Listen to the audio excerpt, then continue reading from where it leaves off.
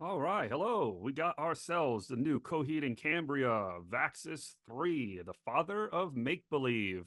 New album release. Very excited to talk about this and give it a review. And also, I want to review every song and rank it in this tier list. Obviously, we have every Coheed and Cambria song ever made in the prior sort of videos and reviews I've done. I also have down here all of Claudio's covers, Prize Fighter Inferno albums, and some Shibuti here, but that is a different video. For this tier list, it's all exclusively the Coheed and Cambria band, which includes a couple side shoots, which would be The Joke and Deranged, and maybe one other one, but those are the two off the top of my head. And yeah, so let's talk about Vaxis 3, the father of make believe. So this album, obviously it just came out here, but I didn't put up this video immediately or do a reaction video. I wanted to take it sort of at my own pace.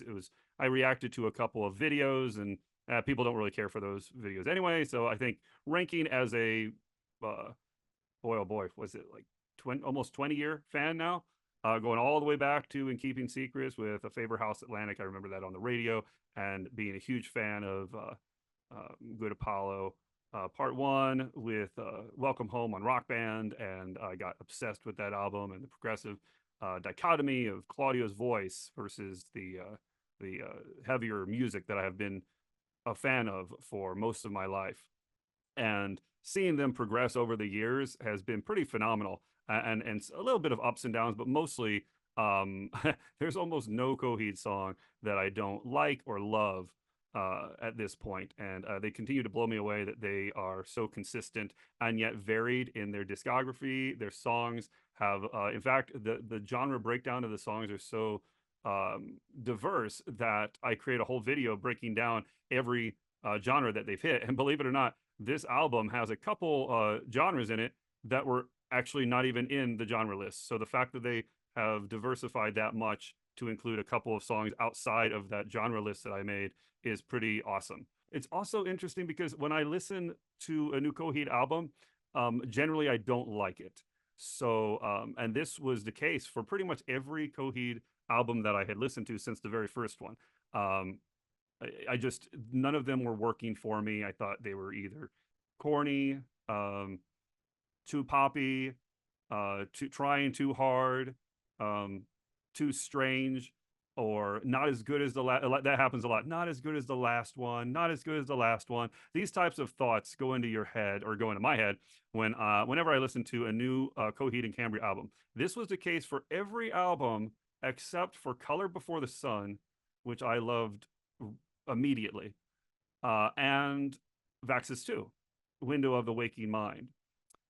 And surprisingly, those were, I love them right off the bat, and they like skyrocketed to some of my favorite songs. And then over time, they sort of pittered out a bit. And what I've noticed is that the albums that I don't care for immediately, those have lasting power and ultimately become some of my favorites.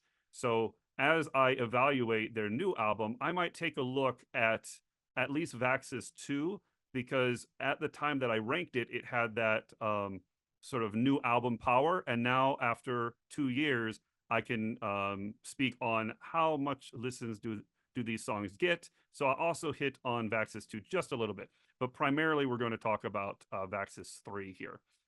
So when I first heard this album, I was a little off put, thinking, boy, they kind of missed it this time. Not songs that stood out as much. A little bit of a slog, I guess you could say, to get through. Um, but then what was interesting was I'm like, you know what, this is similar to what I usually say, and then it only took me just a few moments to realize, wait a minute, if some of these songs aren't as catchy, they probably need to take a moment to catch on, uh, to appreciate, um, just like a number of the progressive songs in the past, where you have to listen to some of the intricacies and what's going on in the background to really appreciate it. Also, the second thing I thought was that the order in which the album songs were listed seemed to not flow very well. So what I tried was I said, you know what? Some of these songs just seem either repetitive or jarring and out of place. um, and kind of ended abruptly and into another song that didn't quite link.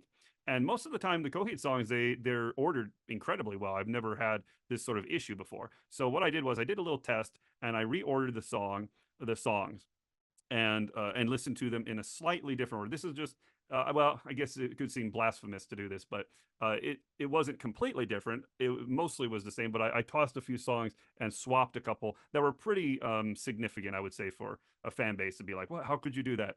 Um, and I listened to it again, and I tell you what, the second time, listening it through with that other order, I thought it was phenomenal. And I was so excited listening to it. It was kind of amazing. Now you could say, well, that's absurd to just reorder the songs and it would make such a difference.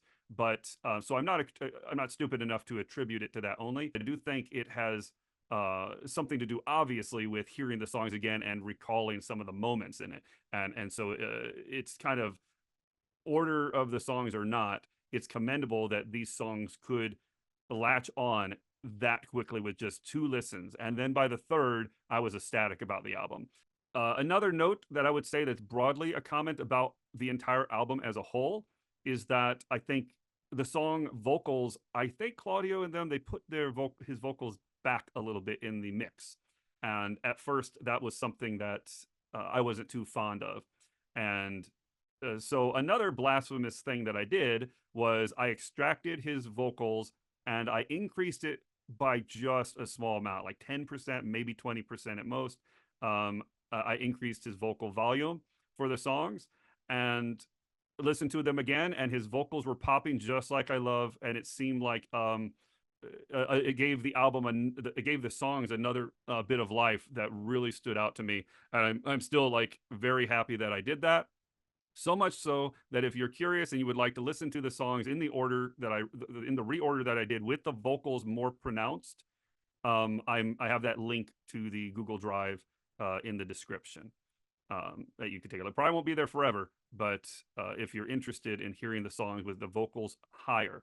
Now, I don't believe, like I said, it's maybe 10, 20% louder. I did not make it so that the background instruments were completely subtracted because I love their metal riffs. I love the progressive sounds, the drums, the bass. All of that's awesome to me as well. And I didn't want to take away their props too much, but I always come back to Coheed and Cambria to hear the vocals of Claudio in contrast with the background. And I felt this time they need to be pronounced a little bit more. So anyway, let's go ahead and rank these songs in order.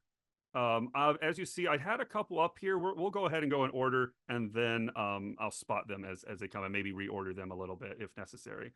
So we'll start with Yesterday's Lost. And now I have a section for instrumentals down here. Now this is one of the longer intros. So I think this really does sort of fall into the song category more so like Predalethal or The Reaping.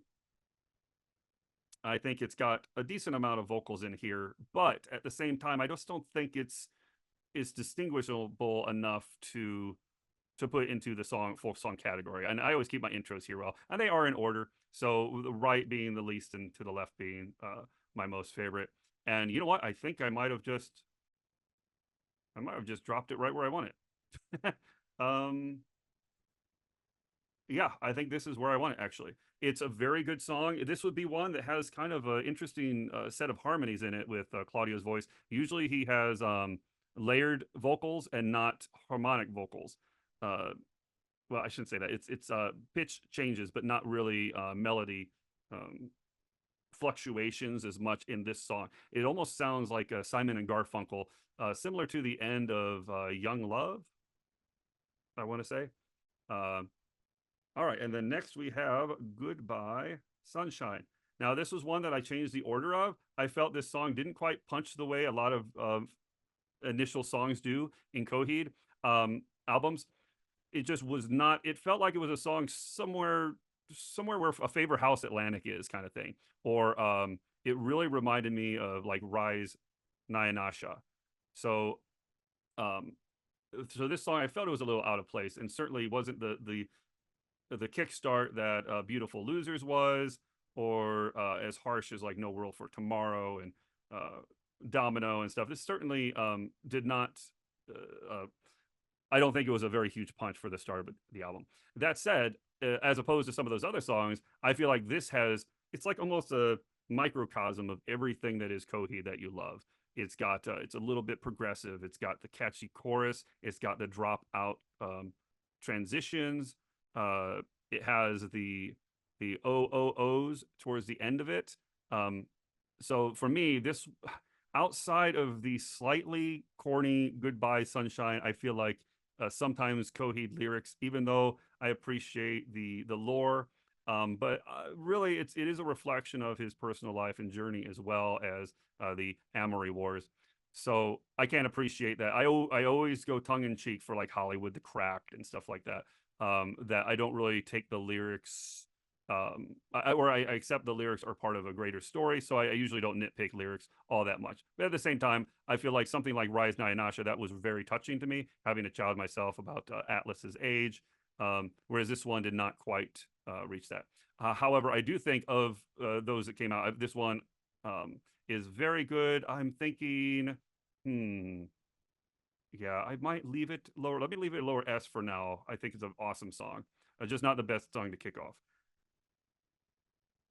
All right, next we have Searching for Tomorrow right under here. And now I had it just above Comatose. And surprisingly, they did put this second in line. And I think I had it around here, but it does have that Comatose feel, right? That sort of fast-paced, stair-steppy kind of thing going on with just a little bit more of a punch. But I think it actually gives me a more of a song that's a little more impactful, like Shoulders. So I don't think it's necessarily the best number two song. I feel like it's actually a little bit above that.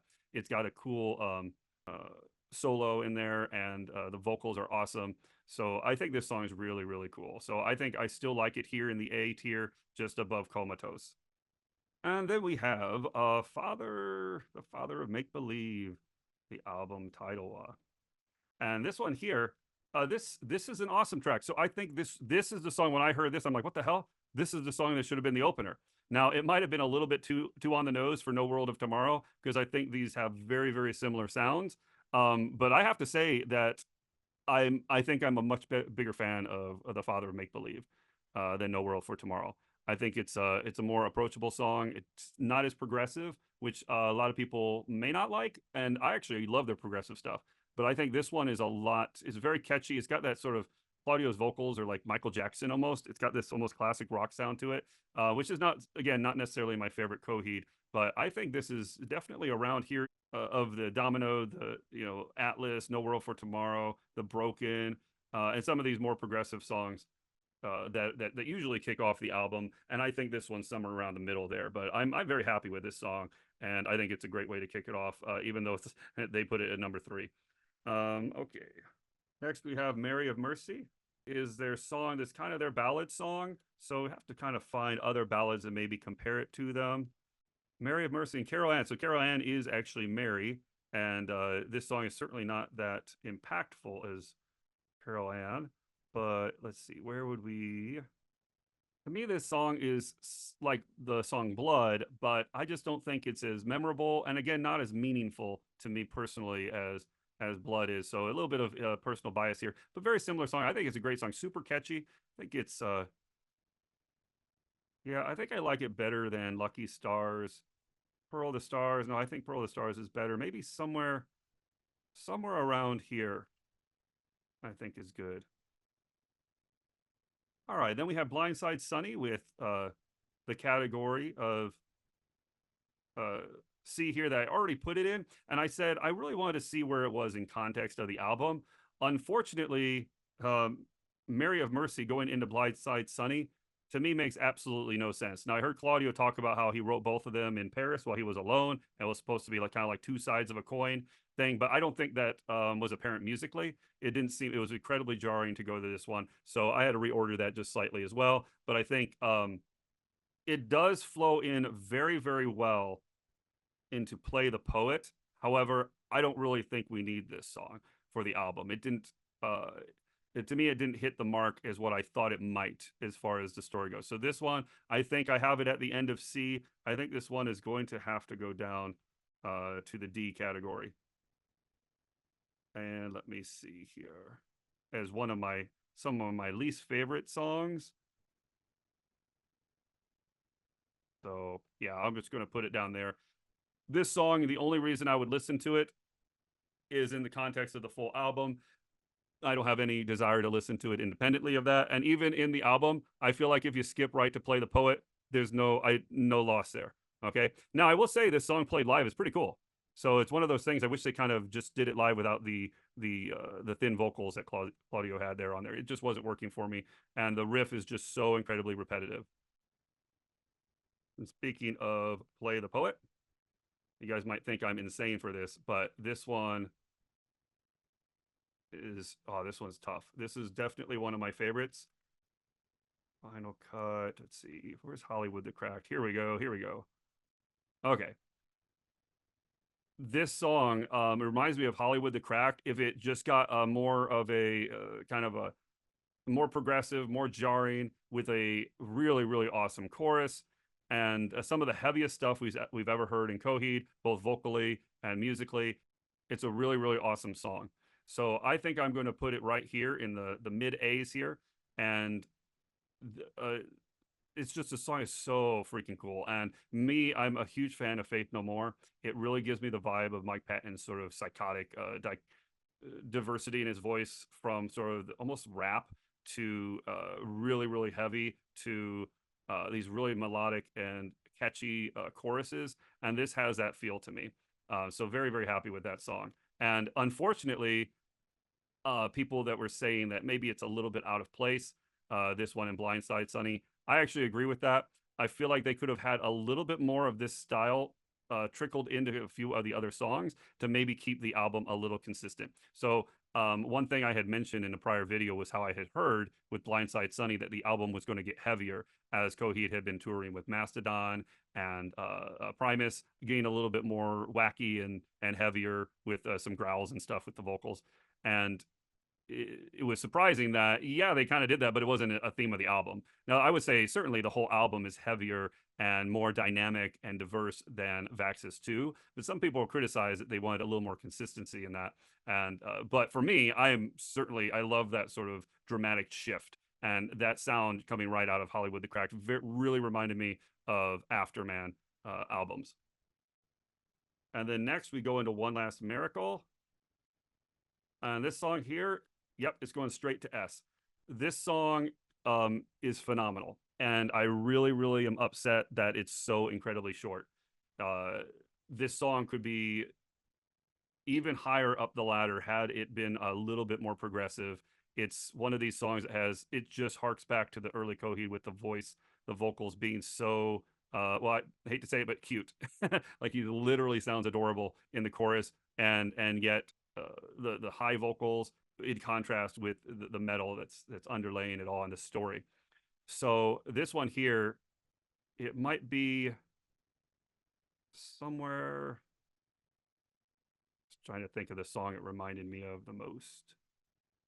Yeah, it almost gives me a Favor House Atlantic vibes, which probably would have been top tier, years ago. But after the overplaying, this keep in mind, this album probably still has some recency bias. But I'll leave it here for now. I think it's pretty awesome. And then we have Corner My Confidence. So I think this is kind of be very similar to Mary of Mercy as far as the ballad sort of catchiness to it, but definitely reminds me of Lucky Stars and Our Love. So we got Colors, Our Love up here. Yeah, I think this has to, I do like this one better. So now what's interesting about this song is that it sounds kind of a little bit like country. It's got a little country, kind of like Someone Who Can, but it's more of acoustic country. And so this is one that I think people might think is a little out of place, sounds a little bit prize fighter infernally. But I would say Our Love gives me those vibes a bit. But I think this is probably, well, I'm looking at some of the other older classic songs, and I think I will have to drop it down. Let's see. Usually I'll look at, like, do I like this song better? Do I like it worse? I think this one takes, yeah, we might have to, I think Homecoming, Lucky Stars. I think I like this song better than Lucky Stars. So it seems absurd to put these back to back like this, but I'm pretty sure that's kind of where I want them. All right, and next we have Someone Who Can, which is right here, and I think this has to go up. I'm going This song has become incredibly catchy. I just don't, it might be able to go. I like a disappearing act, love murder one. I think I like those a little bit better than this. The joke. Let's see. Yeah, I think it's got to be somewhere low A, but it's incredibly catchy. This song.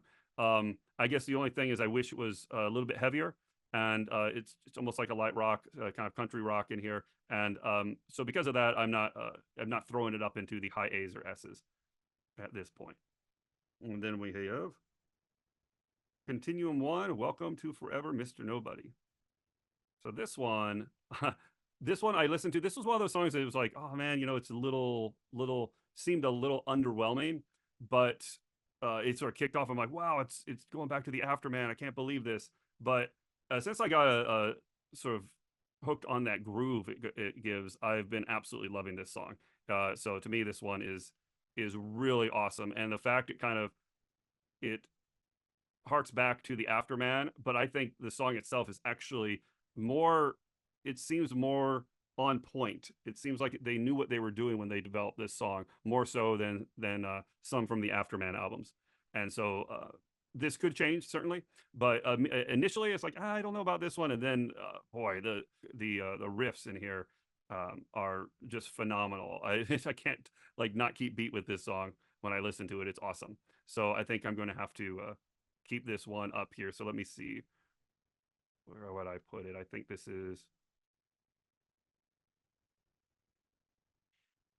all right. And I might move them around a little bit as I look.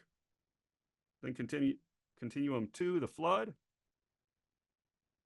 So this one here, boy, I really want to put this up in the S with the crowing, but unfortunately, it does. I love the second half of this. It kind of flows as the crowing up here in S, but it doesn't like soar at the end. It stays sort of in this sort of groove that's sort of a slow bleed kind of thing. But I was looking for not Black Sunday, Queen of the Dark is the one that this was giving me vibes of. There it is, Queen of the Dark. So I'll go ahead and slide it around the Queen of the Dark area.